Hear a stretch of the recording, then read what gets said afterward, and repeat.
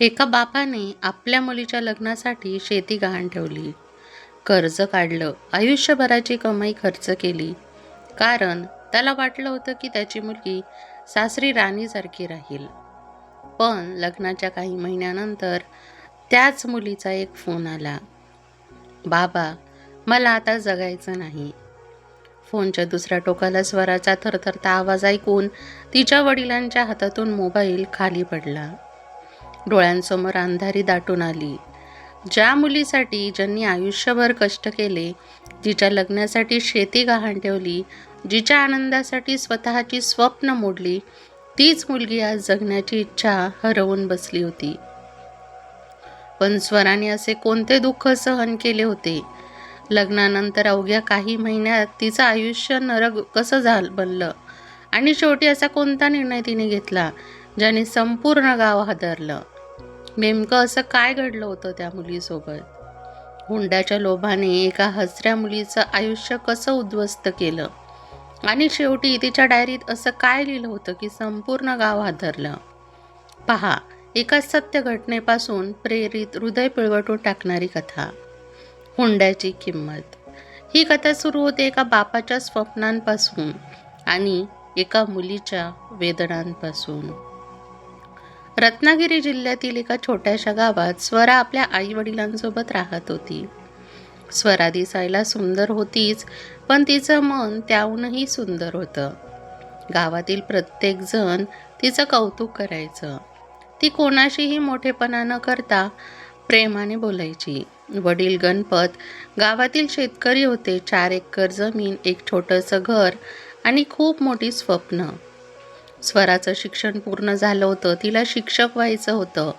पण घरची परिस्थिती खूप चांगली नव्हती. तरीसुद्धा गणपत नेहमी म्हणायचे, माझ्या पोरीचं लग्न मी अशा घरात करेन जिथे ती राणीसारखी राहील. हे ऐकून स्वरा हसायची, बाबा, मला फक्त चांगले माणसं हवे आहेत, पैसा नको. गणपतच्या डोळ्यात अश्रू यायचे, कारण त्यांना माहीत होतं त्यांची मुलगी खरंच सोन्यासारखी होती. एक दिवशी गावातील नातेवाईकांनी एक स्थळ आणलं. मुलाचं नाव होतं समीर. समीर हा पुण्यात एका प्रायव्हेट कंपनीत नोकरी करत होता. घरची परिस्थिती चांगली होती. आई वडील, मोठा भाऊ आणि वहिनी असं कुटुंब होतं. सगळं ऐकून गणपत खुश झाले. पाहणीचा कार्यक्रम ठरला. समीर आणि त्याचे आई वडील स्वराला पाहण्यासाठी आले. स्वराने साधी साडी नेसली होती. ती खाली मान घालून बसली होती. समीरने तिच्याकडे पाहिलं आणि लगेच होकार दिला. त्याचे आई वडील देखील खूप गोड बोलत होते. आम्हाला काहीच अपेक्षा नाहीत, फक्त चांगली मुलगी हवी. हे ऐकून गणपतला जणू आकाश ठेंगणं झालं होतं. कारण त्यांच्याकडे जास्त पैसे नव्हते. त्यांनी देवाचे आभार मानले. लग्नाची तारीख ठरली. संपूर्ण घर आनंदाने भरून गेलं. स्वरा देखील खूप खुश होती. तिच्या मैत्रिणी रोज घरी यायच्या. मेहंदी, खरेदी, गाणी सगळं सुरू होतं. पण या आनंदाच्या मागे गणपतची झोप उडाली होती. कारण खर्च खूप वाढत होता. जमीन गहाण ठेवावी लागली. बँकेतून कर्ज घ्यावं लागलं. पण त्यांनी कोणालाच काहीच सांगितलं नाही. फक्त मुलीच्या चेहऱ्यावरचा आनंद पाहून ते सगळं सहन करत होते. लग्नाला अवघे 10 दिवस बाकी होते. तेव्हा समीरचे वडील अचानक गणपतला भेटायला आले. सुरुवातीला ते प्रेमाने बोलले, मग हळूच म्हणाले, गणपत भाऊ, आजकाल सगळीकडे मुलीच्या बाजूने गाडी देतात. गणपत गप्प बसले. आम्ही काही मागत नाही, पण लोक काय म्हणतील? क्षणभर वातावरण शांत झालं. गणपतच्या चेहऱ्यावरचा रंग उडाला. कारण गाडी घेणं त्यांच्या आवाक्याबाहेरचं होतं. ते नम्रपणे म्हणाले, माझी परिस्थिती तशी नाही. समोरचा माणूस लगेच हसला. ठीक आहे, आम्ही काही जबरदस्ती करत नाही. पण जाताना त्यांच्या चेहऱ्यावरची नाराजी स्पष्ट दिसत होती. त्या रात्री गणपत झोपू शकले नाहीत. त्यांच्या डोळ्यांसमोर फक्त स्वराचा चेहरा होता. माझ्या मुलीला सासरी त्रास झाला तर? हा विचार त्यांना खात होता. दुसऱ्या दिवशी त्यांनी आणखी कर्ज काढलं आणि लग्नात समीरला महागडी बाईक देण्याचा निर्णय घेतला. त्यांना वाटलं याने सगळे खुश होतील, पण त्यांना माहीत नव्हतं लोभाची भूक कधीच संपत नसते. शेवटी लग्नाचा दिवस उजाडला. संपूर्ण गाव आनंदात होतं. बँड वाजत होता, मंडप सजला होता. स्वरा नवरीच्या वेशात खूप सुंदर दिसत होती. गणपत तिच्याकडे पाहत होते. त्यांच्या डोळ्यात आनंद आणि दुःख दोन्हीही होतं. कारण आज त्यांची लाडकी मुलगी त्यांच्यापासून दूर जाणार होती. लग्न पार पडलं. सगळ्यांनी नवदाम्पत्याला आशीर्वाद दिले. विदाईची वेळ आली. स्वरा आईला मिठी मारून रडू लागली. मग ती वडिलांकडे वळाली. बाबा, गणपतच्या डोळ्यातून अश्रू वाहू लागले. नेहमी आनंदात राहा बाळा. सासरी पोहोचल्यावर स्वराचं जोरदार स्वागत झालं. सगळे हसत होते, फोटो काढले जात होते. स्वराला वाटलं, मी खूप भाग्यवान आहे. पहिले काही दिवस खूप छान गेले. सगळे प्रेमाने बोलत होते. समीर देखील काळजी घेत होता. स्वराने आईला फोन केला. आई, इथे सगळं खूप चांगलं आहे. आईच्या चेहऱ्यावर समाधान आलं. पण हे समाधान जास्त काळ टिकणारं नव्हतं. लग्नाला फक्त 1 महिना झाला होता. एक दिवस स्वरा स्वयंपाकघरात काम करत होती. तेव्हा तिची सासू म्हणाली, तुझ्या बाबांनी बाईक दिली खरी, पण कार दिली असती तर बरं झालं असतं. स्वरा थोडी गोंधळली. ती हसून विषय टाळू लागली. पण दुसऱ्या दिवशी पुन्हा तोच विषय निघाला. मग 3ऱ्या दिवशी, मग 4थ्या दिवशी. हळूहळू स्वराला जाणवू लागलं, हे फक्त बोलणं नाही, ही मागणी आहे. एक रात्री जेवताना समीर अचानक म्हणाला, ऑफिसमध्ये सगळ्यांकडे कार आहे. स्वरा शांत होती. तुझ्या बाबांना सांग ना, थोडी मदत करतील. स्वराच्या हातातील घास तसाच राहिला. बाबांची परिस्थिती चांगली नाही. हे ऐकताच समीरचा चेहरा बदलला. मग लग्न कशाला केलं? हे शब्द ऐकून स्वराच्या छातीत धस झालं. कारण पहिल्यांदाच तिला समीरचा खरा चेहरा दिसला होता. तुझ्या बापाकडे पैसे नसतील तर लग्न कशाला केलं? समीरच्या त्या एका वाक्याने स्वराच्या मनात काहीतरी तुटलं. ज्या घराला तिने स्वतःचं घर बांधलं होतं, ज्या लोकांना आई वडिलांसारखं मानायला सुरुवात केली होती, तेच लोक आता तिच्या वडिलांची किंमत पैशांमध्ये मोजत होते. पण हा फक्त प्रारंभ होता. पुढे स्वराला जे सहन करावं लागणार होतं ते तिच्या कल्पनेपलीकडचं होतं. त्या रात्रीनंतर स्वराला घरातील वातावरण वेगळं वाटू लागलं. पूर्वी प्रेमाने बोलणारी सासू आता प्रत्येक गोष्टीत चुका काढू लागली. भाजीला मीठ जास्त आहे, तुला काम नीट करता येत नाही, आमच्या घरात अशी पद्धत नाही, अशा छोट्या छोट्या गोष्टींवरून रोज टोमणे सुरू झाले. सुरुवातीला स्वराने दुर्लक्ष केलं. तिला वाटलं नवीन घर आहे, वेळ गेल्यावर सगळं ठीक होईल. पण दिवसागणिक परिस्थिती आणखी खराब होत गेली. एका संध्याकाळी समीर ऑफिसमधून घरी आला. त्याचा मूड खूप खराब होता. तो थेट स्वरासमोर येऊन बसला. बाबांना फोन कर. स्वरा गोंधळली. का? कारसाठी पैसे माग. हे ऐकता स्वराच्या डोळ्यात पाणी आलं. समीर, बाबा आधीच कर्जात आहेत. समीर चिडला. मला कारण ऐकायचे नाहीत. लग्नात मोठमोठ्या गोष्टी सांगितल्या होत्या, आता वेळ आली तर पैसे नाहीत. स्वरा शांत बसली. तिला शब्दच सुचत नव्हते.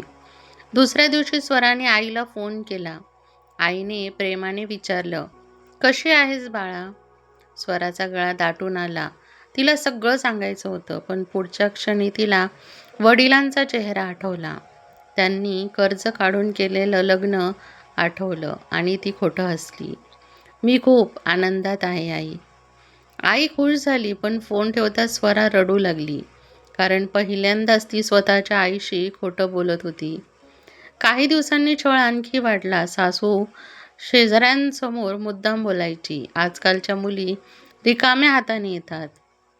आई वडिलांनी काहीच दिलं नाही.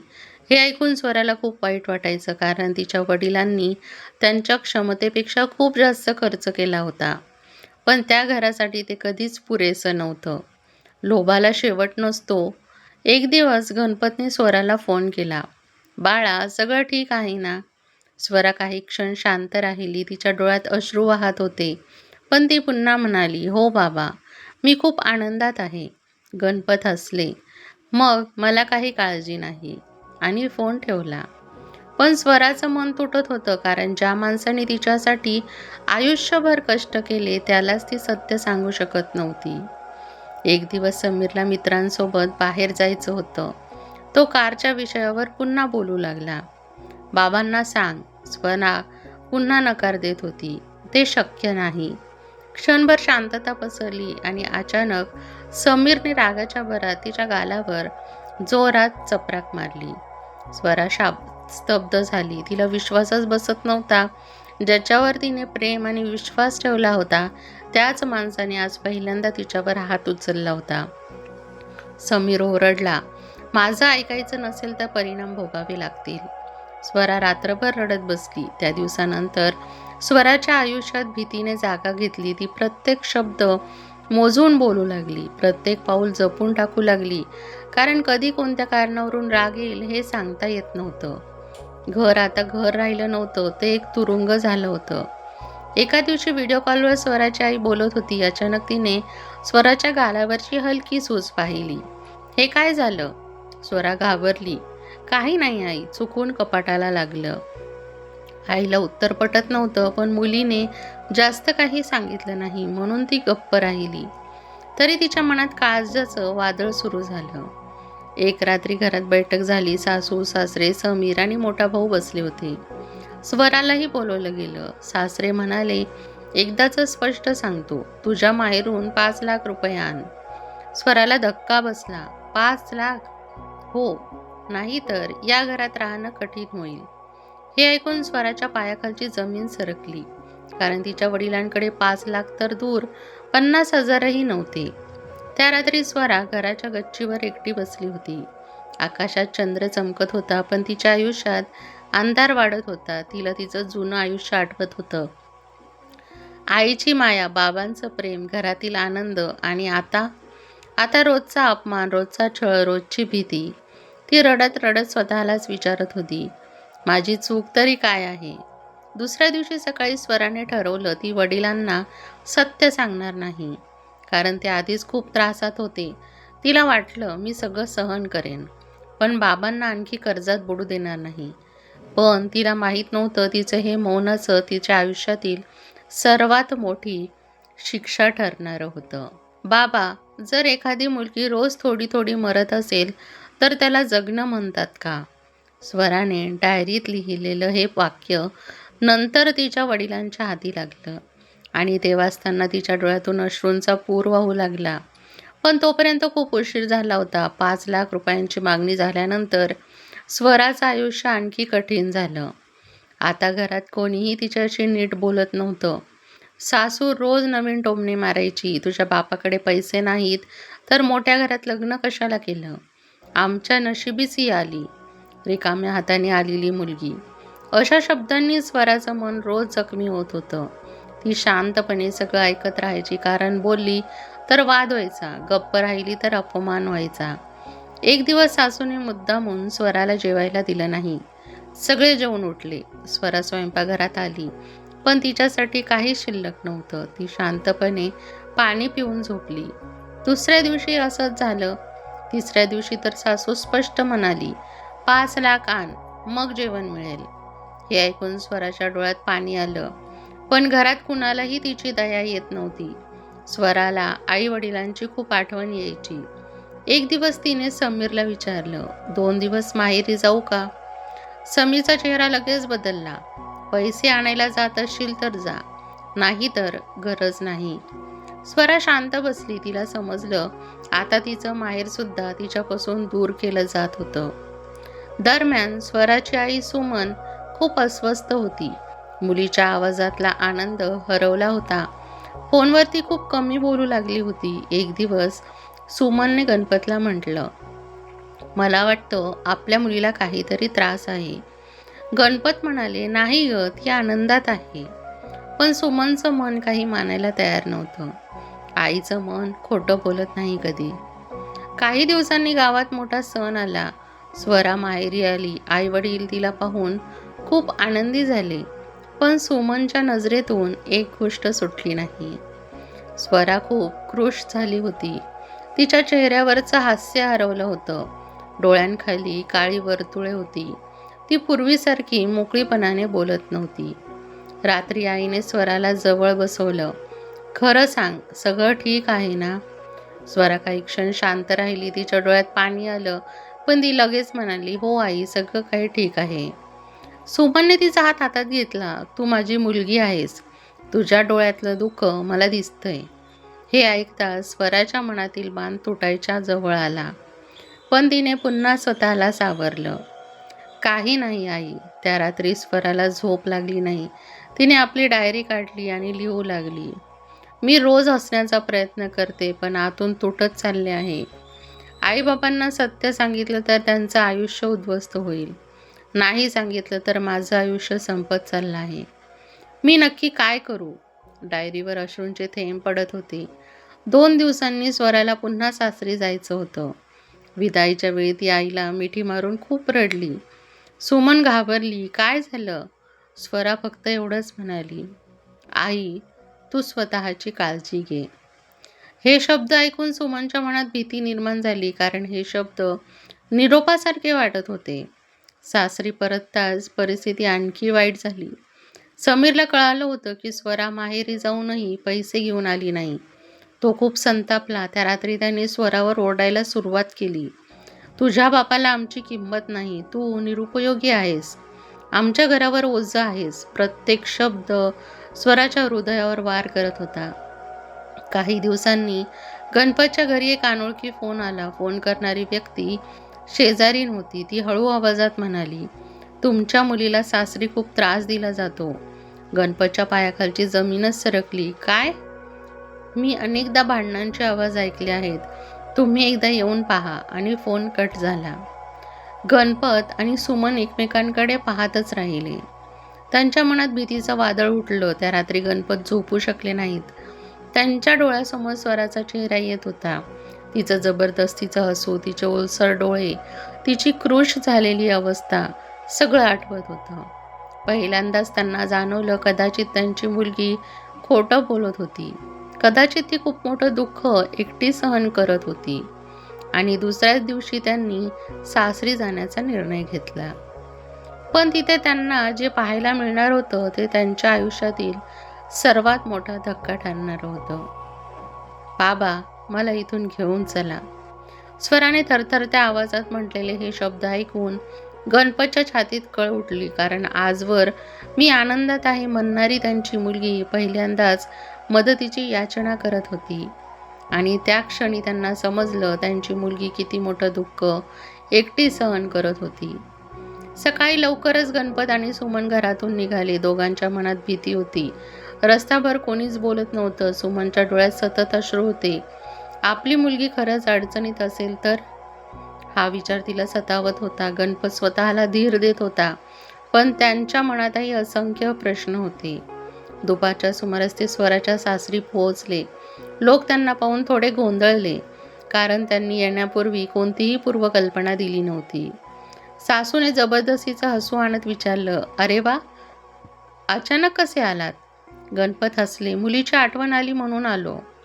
पण त्यांची नजर सतत स्वराला शोधत होती. काही वेळाने स्वरा बाहेर आली. तिला पाहताच सुमनच्या डोळ्यात पाणी आलं, कारण ती खूप बदलली होती. चेहरा फिका पडला होता. डोळ्याखाली काळी वर्तुळे होती आणि तिच्या हातावर निळसर व्रण दिसत होते. स्वरा आईवडिलांना पाहून हसू लागली, पण ते हसू तिच्या डोळ्यांपर्यंत पोहोचत नव्हतं. सुमनने स्वराला मिठी मारली आणि त्या क्षणी तिला मुलीच्या पाठीवर काहीतरी जाणवलं. स्वरा वेदनेने हलकीशी कळवळली. सुमन घाबरली. काय झालं? काही नाही आई. पण आईचं मन ते मानायला तयार नव्हतं. थोड्या वेळाने सुमन स्वराला आतल्या खोलीत घेऊन गेली. दार बंद होताच तिने विचारलं, खरं सांग, हे व्रण कसे झाले? स्वरा शांत राहिली. सुमनने पुन्हा विचारलं, माझी शपथ आहे तुला. हे ऐकताच स्वराच्या डोळ्यातून अश्रू वाहू लागले. ती आईच्या कुशीत शिरली आणि अनेक महिन्यांपासून साचलेलं दुःख बाहेर पडू लागलं. आई, मला खूप त्रास देतात. सुमनच्या पायाखालची जमीनच सरकली. काय? हो, रोज पैशांसाठी मागणी करतात, शिव्या देतात, उपाशी ठेवतात. आणि स्वराचा आवाज थांबला. सुमनने तिचे हात पकडले. आणि काय?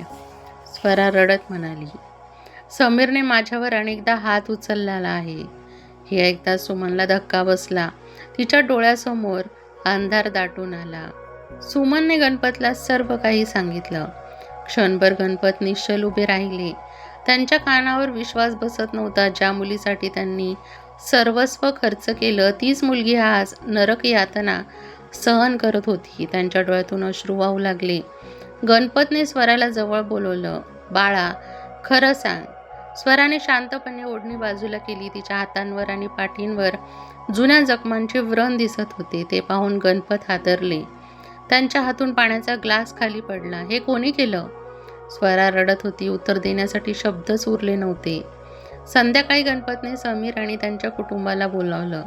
त्यांचा आवाज थरथरत होता. माझ्या मुलीला त्रास का देता? समीरची आई लगेच चिडली. तुमच्या मुलीनेच आम्हाला त्रास दिला आहे. आम्ही काही चुकीचं करत नाही. गणपत म्हणाले, मग हे व्रण कसे झाले? क्षणभर शांतता पसरली. कोणाकडे काहीच उत्तर नव्हतं. शेवटी समीरचे वडील बोलले, 5 लाख रुपये द्या, मग सगळे प्रश्न संपतील. हे ऐकताच गणपतच्या डोळ्यात संताप आला. मी आधीच कर्जात बुडालो आहे. आता पैसे कुठून आणू? समोरून उत्तर आलं, तो तुमचा प्रश्न आहे. त्या एका वाक्याने गणपतचं हृदय तुटलं. त्या रात्री स्वराने वडिलांचा हात धरला. बाबा, माझ्यासाठी आणखी कर्ज घेऊ नका. गणपतच्या डोळ्यात अश्रू आले. पण तुला इथे कसं सोडू? स्वरा शांत झाली, कारण तिच्याकडेही त्या प्रश्नाचं उत्तर नव्हतं. दुसऱ्या दिवशी गणपत स्वराला माहेरी घेऊन जाण्याचे करू लागले. पण समाजाची भीती, लोकांचे प्रश्न आणि मुलीच्या भविष्याची चिंता यामुळे ते गोंधळले. याचाच फायदा सासरच्यांनी घेतला.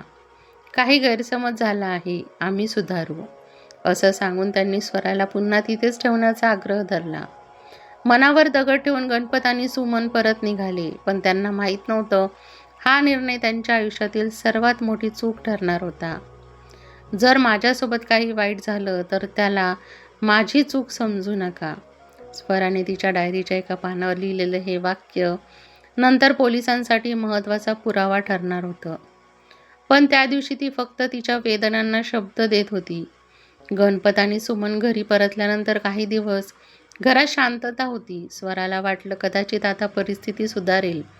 कदाचित आई वडील येऊन गेल्यामुळे सासरचे लोक बदलतील. पण तिची आशा फार काळ टिकली नाही. काही दिवसांनी पुन्हा तो सुरू झाला.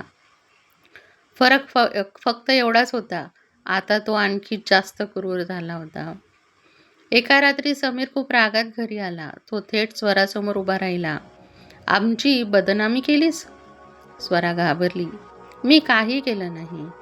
खोटं बोलू नकोस. तुझ्या आई वडिलांना सगळं सांगितलंस. स्वरा काही बोलली नाही. समीरचा राग आणखी वाढला. आता तुला त्याची किंमत मोजावीच लागेल. आणि त्या दिवसापासून स्वराचं आयुष्य आणखी कठीण झालं. दुसऱ्या दिवशी सासूने स्वराचा मोबाईल घेतला. आता रोज माहेरी फोन करण्याची गरज नाही. स्वरा हादरली. तो मोबाईल तिच्या बाहेरील जगाशी एकमेव संपर्क होता. आई वडिलांचा आवाज ऐकण्याचा एकमेव आधार होता. आता तोही हिरावला गेला होता. दिवसेंदिवस स्वराला घरातच बंद जाऊ लागले. शेजाऱ्यांशी बोलायचं नाही, बाहेर जायचं नाही, कोणाशी संपर्क ठेवायचा नाही. ती जिवंत असूनही कैद झाली होती. कधी कधी ती खिडकीतून बाहेर पाहायची. रस्त्यावर खेळणारी मुलं, हसणारी माणसं, आणि मग स्वतःलाच विचारायची, मी एवढी दुर्दैवी का? जे बोलता येत नव्हते ते स्वरा डायरीत लिहू लागली. ती डायरी तिची मैत्रीण बनली. तिने लिहिलं, आज पुन्हा अपमान झाला. आज पुन्हा बाबांची थट्टा केली गेली. आज पुन्हा मला रडू आलं. मी मजबूत राहण्याचा प्रयत्न करतेय, पण आता खूप थकले आहे. प्रत्येक पान वेदनांनी भरलेलं होतं. दरम्यान माहेरी गणपत आणि सुमन अस्वस्थ होते. स्वराशी संपर्क होत नव्हता. फोन केला की सासू उत्तर द्यायची, ती कामात आहे, ती झोपली आहे, नंतर बोलू, अशी कारणं दिली जायची. सुमनच्या मनात भीती वाढत होती. एक दिवस गणपतने फोन करून सांगितलं, सणासाठी स्वराला घरी पाठवा. समोरून उत्तर आलं, तिची तब्येत ठीक नाही. हे ऐकून गणपत घाबरले. मग मी येतो. नको, गरज नाही. आणि फोन कट झाला. आता त्यांना नक्की समजलं, काहीतरी गंभीर घडत आहे. रोजच्या छळामुळे स्वराची मानसिक ताकद कमी होत होती. ती पूर्वीसारखी राहिली नव्हती. हसणं विसरली होती. आरशात स्वतःकडे पाहणं बंद केलं होतं. तिला वाटू लागलं कदाचित माझ्यामुळे सगळ्यांना त्रास होतो. पण सत्य वेगळंच होतं. चूक तिची नव्हती, चूक त्या लोभी विचारांची होती. एक दिवस शेजारी राहणाऱ्या एका काकूंनी स्वराला हळूच विचारलं, बाळा, तू ठीक आहेस ना? हे शब्द ऐकून स्वराच्या डोळ्यात पाणी आलं, कारण खूप दिवसांनी कोणीतरी तिची विचारपूस केली होती. त्या काकूंनी तिला एक कागद दिला. त्यावर त्यांचा नंबर लिहिलेला होता. कधी अडचण आली तर मला सांग.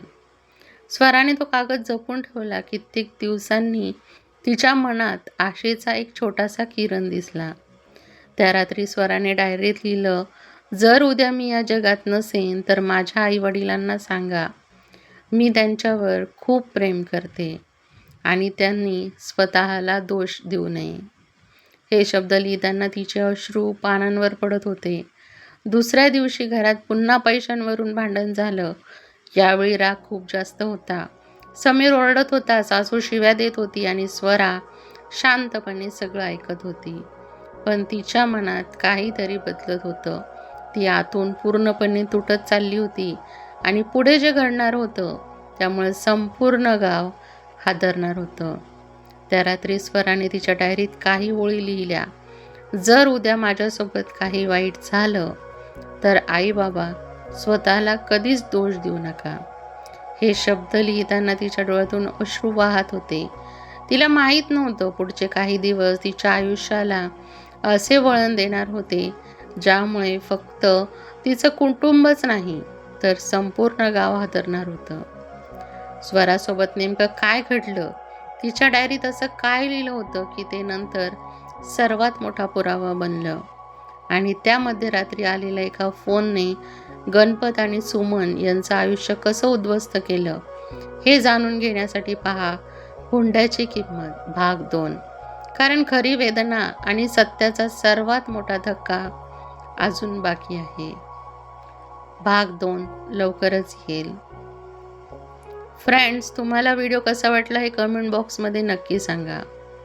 व्हिडिओ आवडला असेल तर व्हिडिओला लाईक करा, चॅनलला सबस्क्राईब करा आणि बेल आयकॉन दाबायला विसरू नका, जेणेकरून सर्वात आधी नोटिफिकेशन तुमच्यापर्यंत पोहोचेल. व्हिडिओ बघितल्याबद्दल धन्यवाद.